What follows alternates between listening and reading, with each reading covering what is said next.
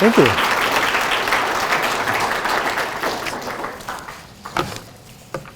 Thank you, John, and also Dave, for inviting me to do this.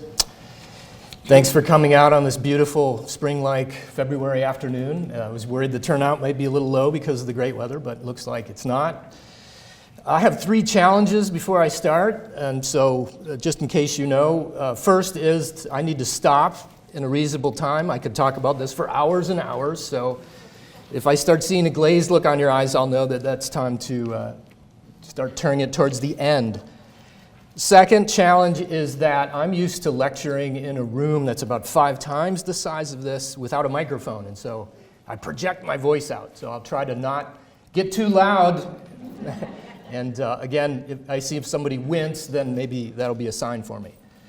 My third challenge is I brought the wrong glasses, so you are all very blurry to me. But I can read my notes, so I'm going to go ahead. So I was taught in graduate school, one of my many graduate schools, that in order to know the history, you must know the historian. And I want to start this talk by looking at the key players in this story, and I'm going to start with myself, because I'm the one telling you the story. So in addition to what John told you and all the different degrees that I've gained over the years, I just wanted to give you a little personal insight.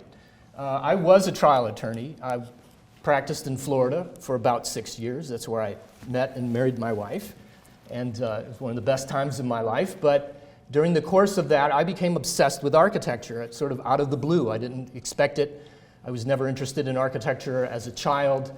I kind of liked buildings, but that was about as far as it went. And then at some point in my early 30s, that all changed, and I became obsessed. And the real reason for that was Frank Lloyd Wright. I was living in Tampa, Florida at the time. If you're familiar with Tampa, Florida, it's a great place, but it's not the best place for the history of architecture. When I was there, they were debating whether or not to tear down a generic 1920s commercial building, because it was like the oldest building in the city. It had no real architectural significance, but they don't have anything down there. So that's the atmosphere I was in. But I got interested in Frank Lloyd Wright because my parents still lived just outside Chicago, and I used to go up and visit them on vacations. And at some point, my trips into the city changed, and they became about Frank Lloyd Wright. And so I was an attorney, obsessed with Wright, beginning to get really interested in architecture. I learned that there was a Frank Lloyd Wright College an hour away from me in Lakeland, Florida. And so I started to hang out there, and I started to try to learn more about the place and realized that hardly anything had been written on it. And so my first task was I was just going to write a book on the weekends as a hobby about the history of the design of the school. And once I started doing that, it just overtook me, and I ended up in graduate school and eventually becoming a professor here at Lawrence Tech. So I just wanted to let you know that my whole reason for being here right now, essentially, is in part because of Frank Lloyd Wright and my falling in love with his architecture about 30 to 40 years ago. Okay, so I'm not the key player, however. The real key players in the story are the Afflecks, Gregor and Elizabeth, or Betty Affleck, and they are the ones that are the focus of this house. Gregor was born in 1893 in Chicago, but at a very early age moved up to Wisconsin, central Wisconsin, in fact. And he grew up in a place that, when I read it, it looks like Muscoda, but I've had natives tell me it's called Muscadet. I'm not sure. Anyway, it was right next to Spring Green, Wisconsin, which is where Frank Lloyd Wright lived, and his entire family lived. And so Affleck grew up sort of in the shadow of Wright. He knew about Wright. Obviously, Wright was an international figure in a tiny little town. There is some indication that one of his cousins might have worked for Wright, and so there definitely was a connection there. But he wasn't interested in architecture, Gregor. He was interested in chemistry, and he got a degree from chemical engineering, or in chemical engineering, from the University of Wisconsin in 1918. Began to work a series of jobs around the country with different companies, and then by the early 1920s, like a lot of young professionals, he had settled in the Detroit area. Detroit was very much like the Silicon Valley of the early 20th century, where the highest tech things were happening, and it drew people intelligent people looking for work from all over the world. He ended up with the Dodge Corporation and was in charge of their testing laboratory. Was described as a metallurgist in some censuses, and was becoming very established in the world of especially paint and the application of paint to automobiles. Somewhere during that time, he met Betty Bistursi, who had been born in 1901 in East Central Pennsylvania. We know barely anything about her other than that she came from a large family of 7 kids. She was the 4th oldest. And at some point, she found her way to Detroit, so that by the early 1920s, she was working as a secretary for the Michigan Central Railroad when she met Gregor. They married in September of 1923. 2 years later, they had a son, Gregor P. Affleck. Gregor P., not Gregor S., although there's a lot of confusion in the literature about this. So by the time we look at them in the early 1930s, Gregor has become Gregor S. I won't say senior, I'll just say Gregor. He's become a very successful engineer working in the auto industry. He's making a lot of money. Eventually, he's going to form his own company. They end up buying a house in, whoa, where'd it go? Well, we'll see it in a second. They end up buying a house in Pleasant Ridge, and they're living there. And Gregor does photography on the side. That's his hobby. And through that, I think he becomes involved with some people at Cranbrook, and eventually would get to know a lot of those Cranbrook art people really well. The next key player in the story is Harold Turner. Harold Turner was the contractor who built the house. He was born in Copenhagen, Denmark in 1892. He trained as a carpenter, and in his early 20s, he moved to the United States and became a United States citizen. Kind of kicked around the country in the 20s, moving from job to job, and eventually by the late 1920s, he settles in San Jose, California, and by the mid-1930s, he and a partner have started a contracting business. And that's how he gets to meet Frank Lloyd Wright. Wright, in 1937, was negotiating with the Hannas, who taught at Stanford University, to design a house for them. And they mentioned that a friend of theirs had used Turner as the contractor. And so Wright screened Turner, Turner drove out to Taliesin and sat through the studio and listened to Wright, and he apparently was approved. And spent the next 6 years, he supervised construction of the Hanna House, and for the next 6 years, traveled back and forth across the country, supervising a lot of Frank Lloyd Wright buildings. Wright really came to rely on Turner during that period, and then in the early 40s, they had a falling out of some sort, we're not really sure why, and that was the end of that relationship. But Harold Turner stayed on in this area and became a designer builder, who designed and constructed at least 20 houses, many of which are within a mile or two of us right now.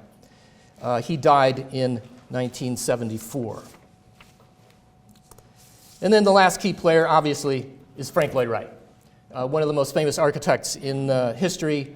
He was born in 1867 in Massachusetts. A lot of people don't know that. His real name actually was Frank Lincoln Wright, but as a young child, his family moved to Wisconsin, which was the sort of ancestral homeland of his mother's family, the Lloyd Joneses, and he sort of began to identify with them to the point where he changed his middle name to Lloyd at some point. He was sort of an unextraordinary child in his early ages, although his mother, there's a famous story that his mother decided before he was born that he would become an architect, and so she hung famous prints above the crib, and she, I don't know if you know anything about education, but the Frable blocks, the system of blocks and little toys, which was invented around the 1890s, his mother sort of learned to become a kindergarten teacher and applied those to him, so he was sort of trained in spatial awareness and art and all kinds of things. Eventually it kicked in, but not very early. As a child, he was sort of, well, his parents were worried about him, so they started to send him out to the farm, the family farm, in the summers. And he hated it at first, but then he started to love it. And eventually he became obsessed with nature in the way that I became obsessed with Frank Lloyd Wright and architecture. And he decided that he wanted to be an architect. So there's a lot to his life story, but kind of cut to the chase. He moves to Chicago when he's about 20 years old, lives with family there, eventually gets a job with Louis Sullivan, one of the great names in American architectural history, and learns the trade through Sullivan, eventually starts to practice on his own in the early 1900s, and would become extremely famous, and sort of had two careers in a way, which is probably the subject of another lecture sometime. But in general, from about 1900 to 1915, he did what he called the prairie style, which was a sort of elongated, very horizontally emphasized type of architecture throughout the Midwest, particularly in Illinois and the Chicago area. These were really interesting and different kinds of progressive houses for a handful of clients who wanted to buck the trends and wanted a house that looked like nothing anybody had ever seen before and was certainly not a copy of any historical style. Wright developed during this time his notion of organic architecture, creating an architecture that existed in harmony with nature and that used nature as a source for inspiration. And so he was always emphasizing natural materials, emphasizing openness, and breaking down the barriers between the inside and the outside as much as possible. Between 1915 and 1936, Wright went through a kind of down period where he started to lose work. After a while, being out of the publicity, people began to wonder if he was still practicing or even still alive in some cases. The Depression happens in the early 1930s. He's in his 70s, 60s and 70s, so it's not a good situation for him. He basically survives by writing and lecturing for those years. And then in 1936, he kind of reemerges on the world scene again, stronger than ever, with a new kind of house called the Usonian style, based on, well, think of it as USAian, which is really, really awkward, but that's what he meant by it. It's supposed to represent United States of America, but he didn't want to say American because he felt like that's too broad, and there's North America and Central America and South America. So this is the USAian house, or the Usonian house, which carries forward into the 1930s and beyond many of the same principles of the prairie-style houses, but updated for a different world. And he would continue to design those Usonian-style houses until his death in 1959. And so this 1936 resurgence happens just before the story of the Affleck house. And it saw him going from almost forgotten to being on the cover of Time magazine in January of 1938, which is a rare treat for an architect or any individual. And also during that time, he sort of completed work on three of his most famous works, which would become three of the most famous works in American architectural history, which are Falling Water, the Johnson Wax Administration Building, and the first Jacobs House in Madison, Wisconsin. And he had not had a chance to design anything in Michigan in a while. He'd done some things early on in his prairie phase. As we got into the 30s, he had a few projects that he was trying to work on into the 40s. He was involved with an attempt to build rammed earth houses in Detroit, which kind of fell through. Again, that might be an interesting lecture in the future. I don't have time to talk about it.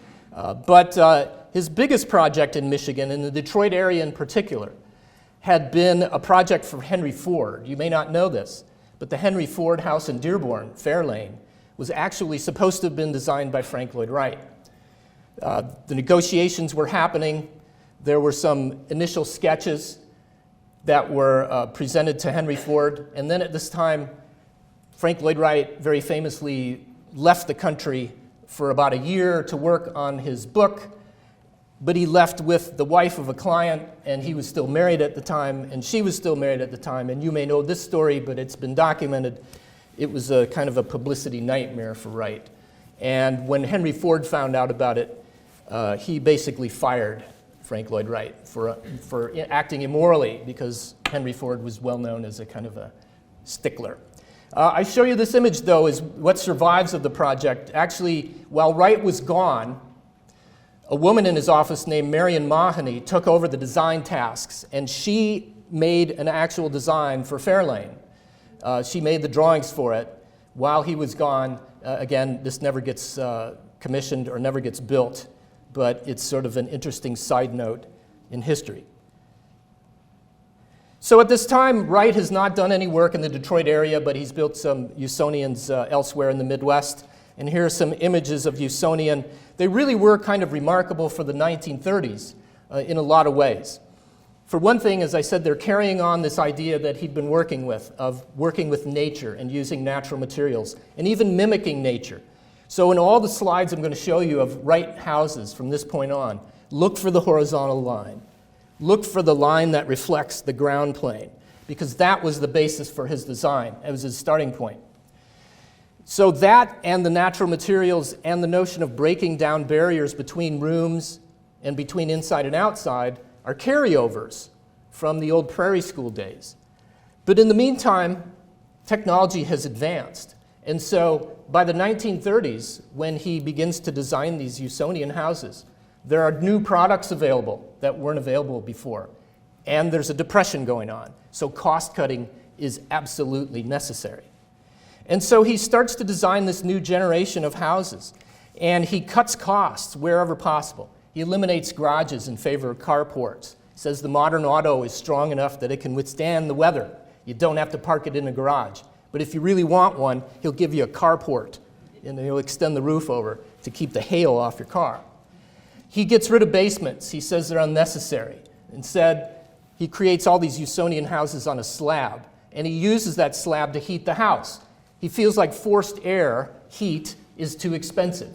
And so instead, he comes up with the notion of using gravity or radiant heating, which is an ancient technique that the Romans used, for instance, but nobody was using it in the 1930s. The idea is that you pour a concrete foundation in which you've laid a series of pipes, and you run hot water through those pipes. The pipes heat up, they heat up the concrete heats up. As we know, heat rises, and so if it works right, it all kind of rises up.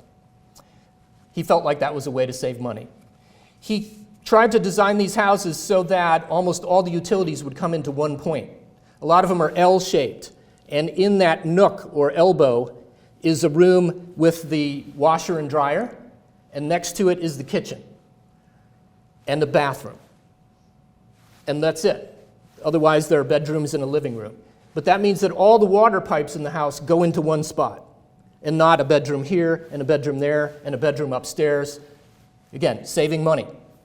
He's limiting these houses to one story almost always to save money. He comes up with this crazy framing system, which gets rid of the traditional wall and replaces it with the Usonian wall, which is really a 1-inch plywood board with wooden siding screwed into it on both sides. One side's the outside, one side's the inside. That's your entire wall. There's no insulation, there are no wires running through the wall, there are no ducts running through the wall. Again, it's about saving money. There are a number of these tricks that he's using in these Usonian houses, and I could go on, but you get the sense, hopefully, that he's really combining his previous interest in designing an organic architecture, an architecture of nature, with the realities of being in the Depression and having to change a lot of those aspects. And just to give you a sense of how unique these things were, this is one of the most popular 1940s house models from the catalog, and there's a Usonian house down at the bottom, so strikingly different and conceptually different as well. And this is where the Afflecks were living when they contacted Frank Lloyd Wright. So, to pick up the story, sometime in the 1930s, they're living in that house in Pleasant Ridge. Gregor gets really excited about Falling Water. Falling Water starts to get a lot of publicity. It's in Time magazine, it's in Look magazine, and Life magazine, and all the other popular magazines of the time. And it stirs something in him, right? He knows who Wright is. He obviously knows something about Wright's architecture. never really expressed any particular interest in it until about now. And it bit him. And he got really, really interested. Stories are that it was kind of a touch-and-go situation with Betty. She wasn't really interested in modern architecture. We know she really wasn't interested in modern furniture, and that would later create some tension in the house, perhaps. But he wins her over, and in the summer of 1939, the Afflecks take a drive up to visit Taliesin, Wisconsin, to meet Frank Lloyd Wright and begin talking about designing a house for them. He tells them to find something. He says, go out and find a unique lot, something with a little character in it. This is a quote, something nobody else would do anything with. That actually turned out to be a standard kind of Wright quote. I've seen him say that to other clients as well. He likes the leftover spaces, right? So they do that. They come back to Michigan. They begin to look. And by spring of 1940, they have found a site. And that site is just off Woodward Avenue and Long Lake Road. And it looked kind of like that on the left at the time. There was hardly anything out here. Woodward was certainly here. It was the main thoroughfare between Pontiac and Detroit. But otherwise, it was forests.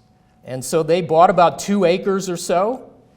And they sent a message to Frank Lloyd Wright, along with a letter in which they listed their requirements. And these are quotes. I won't read all of them. I'll skim it, but these are right out of their letter. So they're telling Wright what they want, which is kind of interesting. A lot of people approached Wright and said, like, please can I have a house?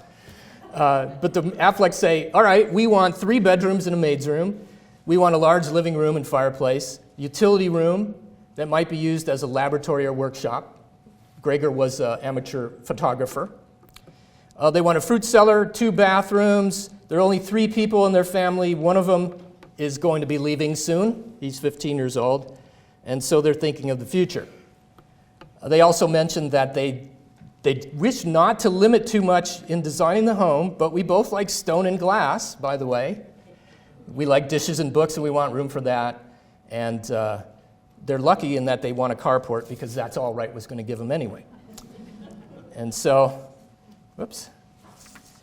They send that to Frank Lloyd Wright along with a contour map of the site. And this was a typical Frank Lloyd Wright design practice. He never saw the site before the house was designed. He never saw the house until it was finished and occupied. He designed from a distance. So his standard line would say, A, find a unique piece of land nobody wants. And then when you bought that, he'd say, send me every map you can find and take photographs of every square inch. And that's how he would design. So in addition to this contour map, they took pictures of the land. And so he knew where all the trees were and et cetera. And he designed it very quickly in the summer of 1940. So this is the contour map that they sent him, and this is his design on top. Woodward is on the red on the right, and the house is in the box on the left. And there's a sort of natural little ravine with water in it that he's going to emphasize right next to Woodward. So it's a perfect site for him because he liked to tell people to find something that was unusual. By that, he usually meant some kind of hill or slope and lots of trees and forest. He didn't like designing in the suburbs, in the cities anymore. He wanted land to deal with. So as I said, they send him this in June of 1940.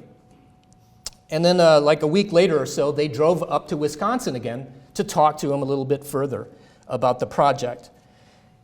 They drive home. A couple weeks later, the first sketches arrive. So he essentially designed this in a couple of weeks from a distance. And here are 2 examples of the early drawings he's showing. Right from the start, he's utilizing that ravine and this sort of dramatic up-looking view and the big hovering terrace that floats over the ground and all the horizontal lines. It's very much a Frank Lloyd Wright house. It's about nature. It's coexisting in nature. It's arising from the hill rather than sitting on top of the hill. All those kinds of things. I show you these 2 images in particular because he actually gave the Afflecks a choice. And this is very rare. I've studied a lot of Frank Lloyd Wright, and he didn't often do this. But I think it's because Affleck was really wealthy. But he gave them a choice of stone or brick, probably also because they had written in their letter that they liked stone. But he said, I can go either way with this, and if you look closely, the designs are the same. Affleck chose brick.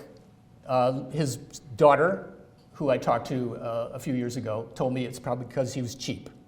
And that's the best thing she could think of. So he sends initial designs and sketches, and he's envisioning a 3-bedroom house with 2.5 baths upstairs, and then a second level, which was unique because most Usonians were only 1 story, but he's taken advantage of this pretty steep slope to do a kind of second level with a bedroom and a bath. Altogether, a little over 2,000 square feet. So this is a mansion. It's a Usonian mansion.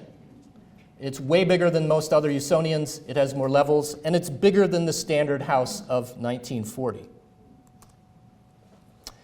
And so here it is in plan and section where you can see the slope of the house and the general arrangement of it. It's a very simple house in the form of a T, or as some people call it, a pollywog. And so either the head of the T or the head of the pollywog is the living room, and then the tail or the body or whatever you want to call it are the bedrooms. In between is this kind of intermediate space that he calls the loggia. So I'll show you a couple things. One is the way he separates the public and the private. And this is something that he didn't do a lot of, but he was interested in separating public and private in any way that you can. And so you're going to see a little more of this in a second. But one way, just to make it very simply visible, accessible, whatever, that this is a private part of the house and this is a public part of the house, is to change the level. And so there's a few steps in between the public and private areas. He also zoned the house in the same kind of way. So when you walk in, see the big arrow there at the top, you walk into the loggia area, I've marked it as green, intermediate. It's public and private because the family uses it, but it's also how the public gets into the house. Excuse me. You go from there to the living room, totally public, right? This is where you get invited into the house, have a dinner, have lunch, talk to the Afflecks, open to the public for sure. Other side of that loggia, few steps up, totally private. 1 long corridor with 3 bedrooms strung along it. And totally different in appearance, as we'll see in a second. So again, he is visually marking out the different zones of the house. And the public, the living room blue part, is the most open in some ways, especially when compared to the private areas in the back.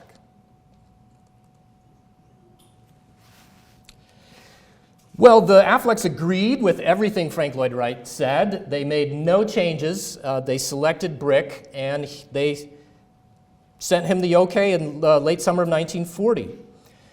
In December of 1940, Harold Turner was hired as the contractor by Frank Lloyd Wright. May 1st, 1941, ground was broken. Gregor Affleck, being a photographer, documented the house under construction. We have videos that are taken from old films. There are some screen grabs from those. We have photographs. On the upper right, you see the radiant heating in place. They're going to pour some more concrete on top of that, but those are the pipes that heat up and end up heating the floor. Ground was broken May 1st. They moved in December. About 7 months from groundbreaking to occupancy. About 16 months from the first drawings to occupancy. That's amazing. Not so much back then, but today, by today's standards, that's amazing. But everybody was motivated and everything went pretty well. And so they moved in December of 1941, and Affleck wrote a letter to Wright thanking him for the house, but then saying the carport has to be a little bigger. That was really only 2 adjustments over the years. They continued corresponding for years after this. And the only other thing that Affleck ever really asked for was a storage place to put like the lawnmower and the toboggan, as he said. And his son actually designed and built something underneath the deck that we may see in a few minutes.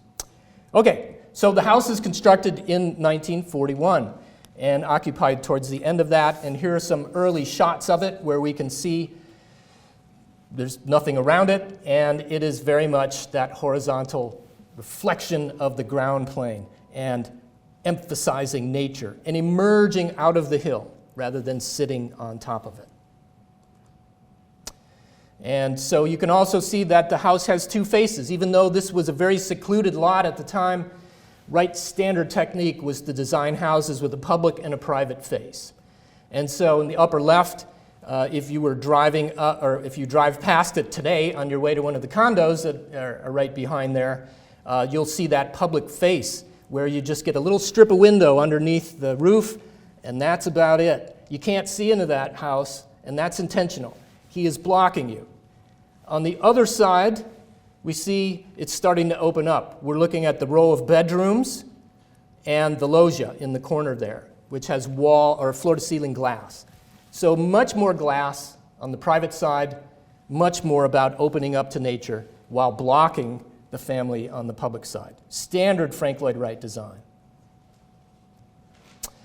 And I'll show you this again just to reorient you, because I'm going to show you some specific photographs. First, I'll show some photos of the loggia, which is the first place you would enter as a guest.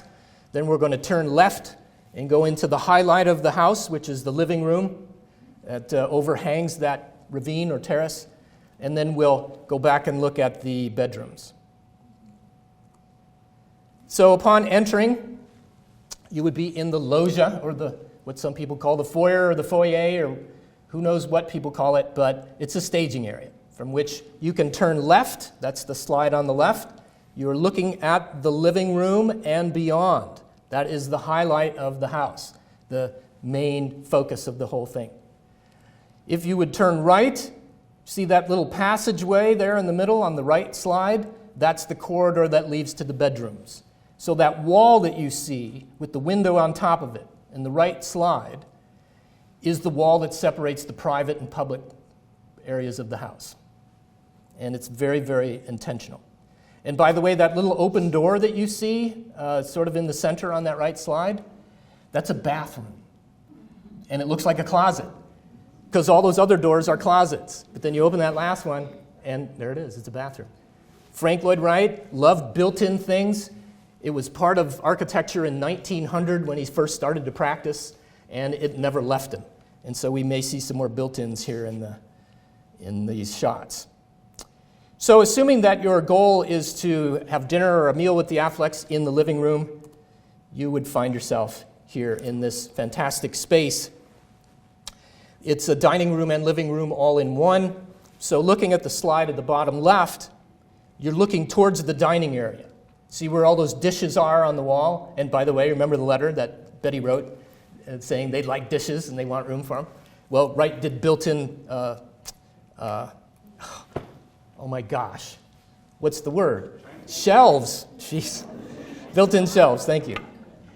Well, when it was time for dinner, you would take those chairs that you see seated around the room and move them together back in the corner by the dishes, along with the table. And that's dinner. And then when it was over, you could move everything back, and it would look like you see in the other two slides. So everything is supposed to be flexible, and it's very open. This is a room that makes you want to look out. He drops the ceiling down, and almost all the walls are glass. So it sort of forces your visual perspective to look out. And the other thing he does is that he tends to bring you into a room to look out at a specific corner. And so in the slide on the right, the top right, see that corner where the two French doors meet? That's sort of the focal point. And beyond that, you're supposed to stand in the room and look through and out, and that's the visual connection with nature. So he's always trying to manipulate you, whether you know it or not. Oftentimes he likes to bring you into a room in the corner,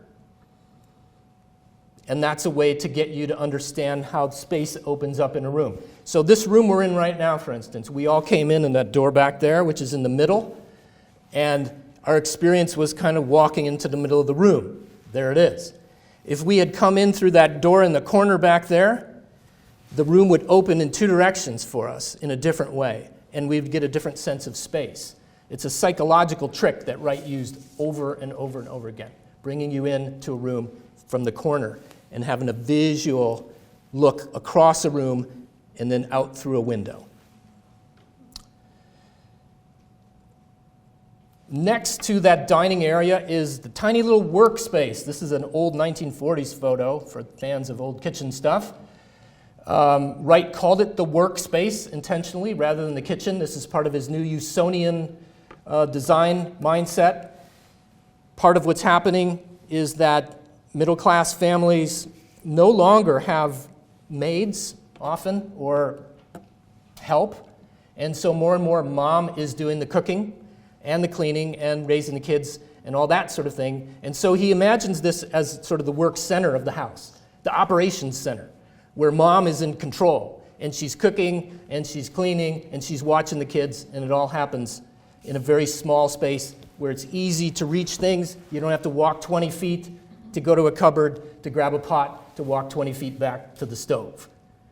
It's about efficiency, and it's about kind of recognizing a new way that people are beginning to live in the 30s.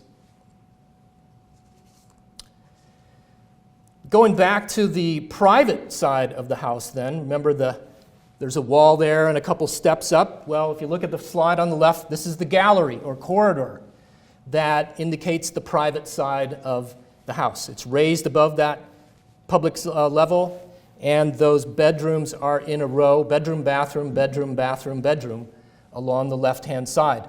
On the right-hand side are built-in shelves and cabinets, and there are also some closets in the left that you can't see because he liked to hide stuff like that. So the first bedroom you would come to after mounting those few stairs would be the one on the upper left, the guest bedroom. Remember, the Afflecks said they had a 15-year-old, and they're hoping he'd move out soon so they'd have the house to themselves. And so this was going to be a place where they could entertain, have relatives and friends over. The son lived in there, the teenage son, for a while. And then he moved down to the basement to something called the maid's room, which I didn't point out on the plan. But on that lower level, there is a bathroom and a small bedroom called the maid's room. Now, they very, very, very infrequently had a maid. I talked to their daughter a couple years ago, as I said. She said they had a few maids every once in a while, but mostly they were day maids, and maybe somebody lived there for a few months once. But it never really fulfilled its purpose as the maid's room. Instead, it became the teenage boy's room, and that was because he could sneak in and out without mom and dad catching him. So my point, though, about the guest bedroom is this is the transition between private and public. So that left side of the photo, you see lots of windows. Part of them are looking out over the nature area. Part of them are looking out over the loggia towards the living room. It's sort of the end of the public area once you get to that set of windows. The next bedroom in line is the smaller bedroom, which is much less open and much smaller. You see it on the right there. And then finally, at the end of the house, you come to the master bedroom. And here are a couple views of that. Again, very public and private. So on one side, the upper right slide is the side of the house that I said was the public side of the house. The only windows are up just below the ceiling. All those shelves are built in. Look at the other slide. This is looking out over the backyard. Bigger windows, openness. All through the house, we have natural materials, wood and brick highlighted. All through the house, we have the radiant heating system, which miraculously still works after 80 years. Some of them stopped working almost immediately, and there's no way to fix it. So we're very lucky that it still works today.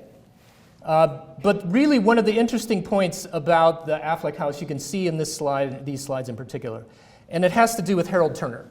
Harold Turner was an extremely talented craftsperson. And that's why Wright latched onto him and why he probably was so sad to see Turner leave after a while, because Turner was talented. And he did some amazing things with wood in the Affleck house, including, I love the slide on the right. That's the wall separating the smaller bedroom from the bathroom, one of the bathrooms. And that wall leans. It looks like it's leaning in the slide because it really is leaning. And the reason it leans is because it's lapped. Every piece of board is lapped over the next one. And if you start to do that, it becomes an issue to try to keep it straight. And so Turner I'm no wood person myself, I'm no expert, but this is really tough stuff. And we have like carpenters come into the house and they're like amazed that anybody could get away with doing this. It's really, really precision woodwork. And it's all emphasizing this beautiful cypress wood that was imported from the South.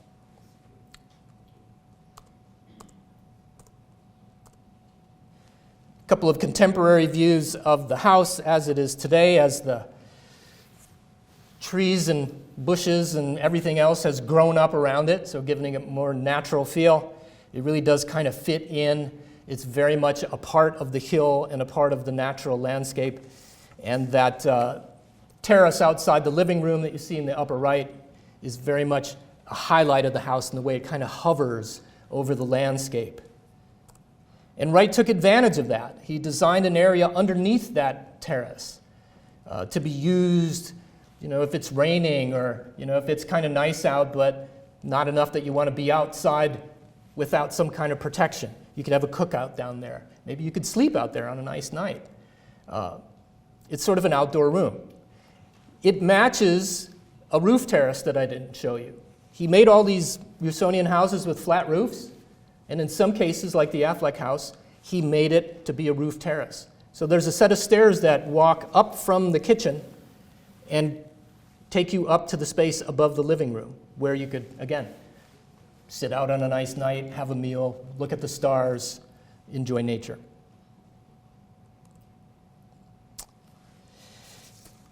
So the house starts to get publicized even before it's built. Remember that the construction happened during 1941. Well, in November of 1940, the Museum of Modern Art did a retrospective on Frank Lloyd Wright's career, and he included very prominently a model of the Affleck house, which he had just sort of drawn up a few months earlier. In 1946, Progressive Architecture, which was one of the leading architecture journals in the country, devoted a 4-page spread to the house, and that's what you see on the left. But maybe most interesting was the use of the house in the promotional campaign for the Futuramic Oldsmobile of 1948, I think it was. If you're familiar with this, and again, I'm not a car guy, but there are a whole bunch of ads from this time. I think the Futuramic was one of the first automatic transmission cars that Olds put out, and so it was like really high-end and high-tech. And they did this series of ads with modernist houses in the background. And this one very prominently features the Affleck house. There's also like a promotional commercial that I've seen where it's live action film and somebody pulls up to the Affleck house. And the idea here was that the Affleck house was so futuristic and so far out there that it matched this amazing space-age car that Oldsmobile had just designed. Well, the story gets more interesting after the house is finished. Their family is living in it. Everything's going well for a while. But then in 1943, Gregor P., the son, who was at Olivet College, was involved in an accident in a chemistry lab. There was an explosion, and he got glass in his eye, and he had to quit school. At this time, he was 18, I think, 18 or 19. This affected him for the rest of his life. He had difficulty seeing and driving, and he ended up living with his parents longer than they had expected.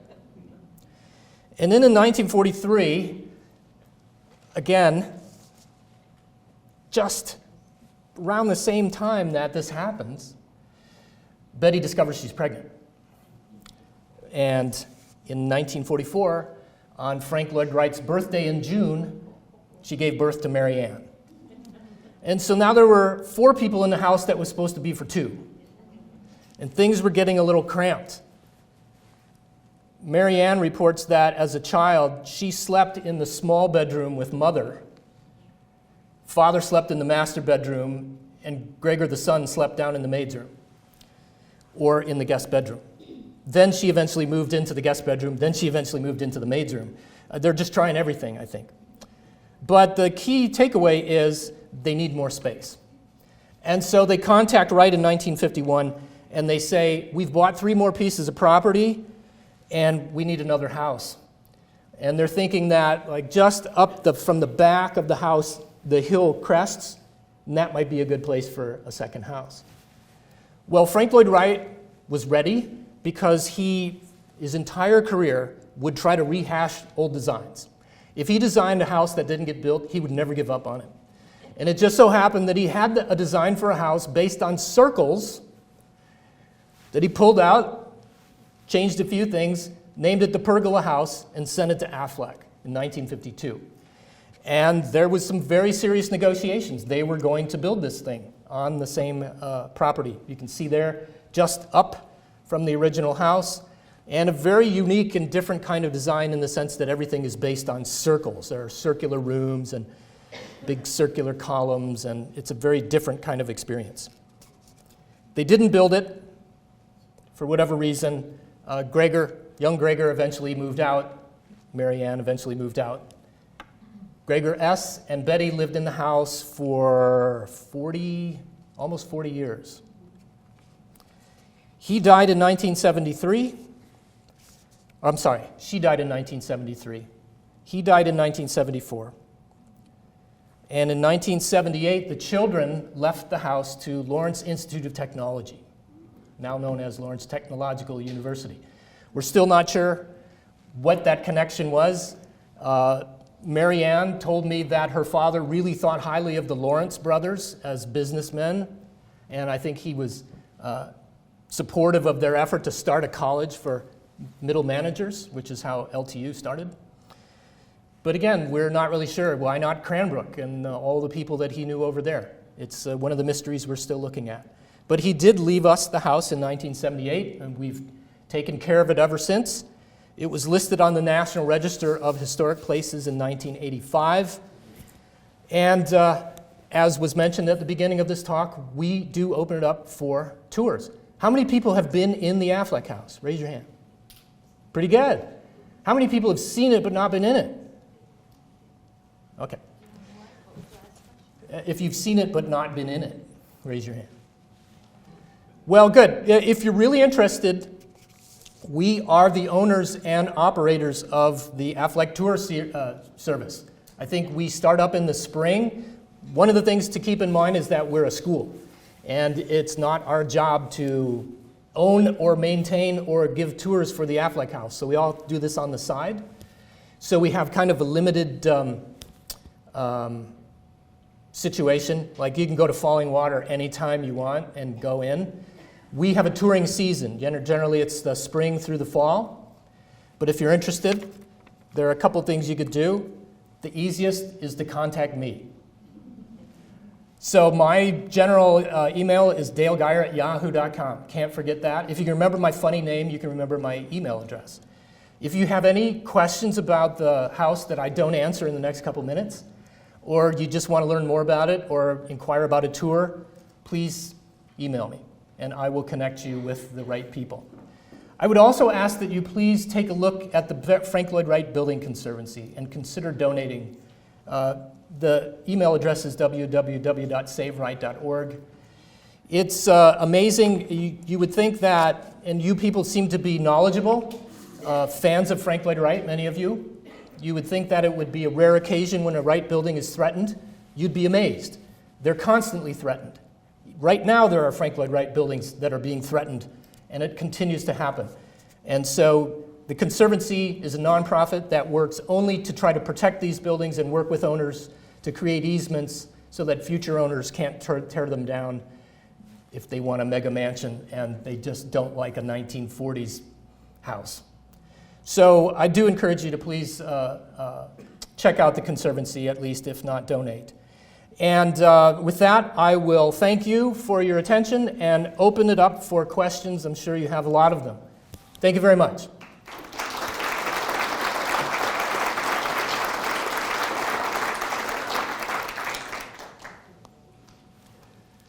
Oh boy. Let's start in the front row. I hate to point, so I'll do that. Mary, can you turn the lights up? Why do you suppose he did not want to go to visit the actual land, but just preferred to work from diagrams? Excuse me. The question is, why do I think he preferred to work from a distance rather than to visit the site? Two things, I think. One is volume, too much work. In his earlier days, in the prairie-style years, he always visited the site.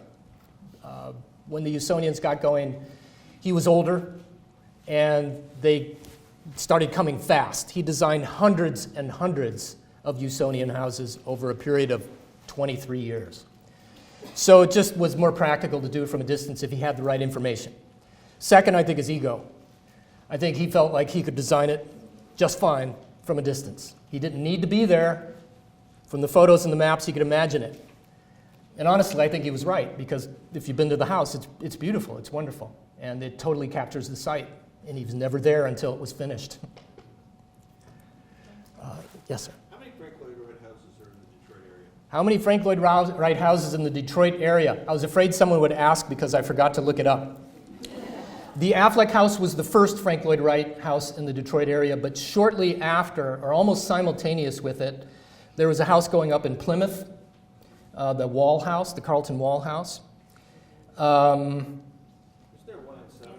There's another one in Plymouth. There's the Smith House, which is owned by Cranbrook. I guess I'm pointing in the wrong direction. It's that way, right? On Pond Valley Road. There is the Usonian Automatic House on 7 Mile in Detroit. It's the block house with the little glass windows in it. That's a variation of the Usonian, where he was experimenting with concrete blocks as the construction system. So it depends on where you draw the line, because then we've got the Palmer House in Ann Arbor, we've got some houses in Okemos, and then a bunch of houses on the east or the west side. So I think there's maybe 20 plus total in the state, ranging all the way from sort of Benton Harbor area. There used to be one up by Douglas. I think that was torn down a few years ago. So a lot. It's the third largest. Michigan is the home of the third most Frank Lloyd Wright buildings behind Illinois and Wisconsin. Question in the back. Red, please. Red. Yes. I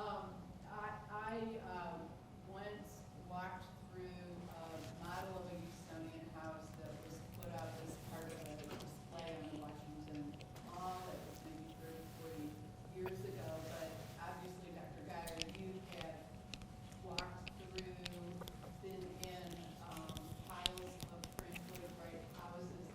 What is it like in terms of the way sound carries and sound, noise, conversations, whatever? Is it a really echoey experience, or does Wright take any of that into account in his designs and try to minimize the acoustics available? He does think about acoustics, and because of all the wood in most of these houses, they really don't echo very much. So as an example, the Affleck house, when you walk into that loggia area, essentially the entire house, the floor is concrete. The roof is ceiling, or the ceiling is wood, jeez, and there's a lot of brick around. That foyer in particular, though, with the brick walls and the floor-to-ceiling glass doors, echoes a little bit. It can get a little echoey. It's also very high. But immediately then you either go into the living room, which closes down and is almost all wood, or you turn and go to the gallery leading to the bedrooms, which are all very tiny. It really doesn't come across in these slides how small these rooms are. They're really, really small. But because of the small size and the amount of wood, and ceiling heights, and just the way that he arranged things, and was cognizant of, you know, a public and a private area, and thinking about how sound might bounce around in a dinner party, but how can I keep it away from the bedroom? It totally happens. You could do that. I've done that. I've been at a party where people were in the living room being quite loud, and I went back to the bedrooms and you can't hear a thing. So I don't know, and he doesn't write about it, but he was a genius, and I think he just got it. And that was something that he didn't neglect, let's say, although it might not have been like a real area of emphasis. Yes, sir?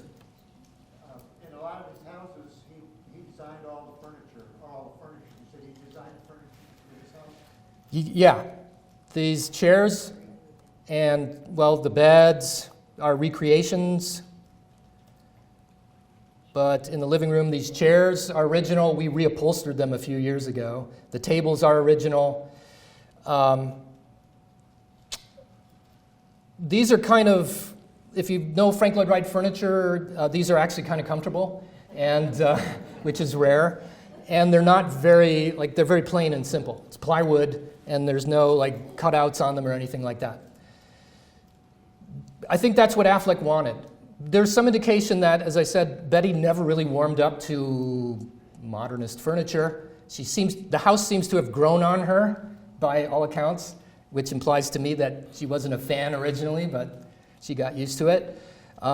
There might have been some battles about furniture and rug designs that Wright wanted in the house that he may or may not have won. It was pretty typical for Wright to design furniture for people in their houses, for them to realize this furniture was really uncomfortable and to not use it. And then Wright would come knocking on your door out of nowhere. He would always come back and visit these houses that he'd designed. He felt like he had a proprietary interest. And so sometimes he'd warn you and sometimes he wouldn't. You'd just be on a Saturday afternoon, there'd be a knock on the door, and there's Frank Lloyd Wright. He walks in your house, he criticizes your furniture, moves things around because you've got it in the wrong spot, of course, and ignores you when you complain about the leaky roof. So that's Frank Lloyd Wright. But I think the furniture works in this case in a way that it doesn't in some other houses. Yes, sir? You mentioned the leaky roof. The water always wins, and all flat roofs leak. Under Skylights. Under your experience with this, have you had problems at this house? This particular Yes. Yes. Yes, and it's all from the roof. I mean, everything else has been pretty wonderful, and we haven't had any real problems other than constant maintenance on the roof. And the loggia has skylights. That's the main area. This room right here is where the most damage happens, where we've had to do the most reconstruction on the skylights, where we're always keeping our eye on it. And the problem is that we don't have anyone assigned to the house as a university. And it's X number of miles away from our campus, so it's kind of out of sight, out of mind. There's no item in the budget for it. We all depend on fundraising. And so we constantly keep our eye on it, and when we see things are starting to go bad, we start up a campaign and we just beg people for money and try to get grants because the university doesn't have any. But all in all, it's held up really well. And as I said, the wood's in great shape. We've got the skylight under control for now, and the radiant heating works, which is a miracle. All right, thank you. Thank you.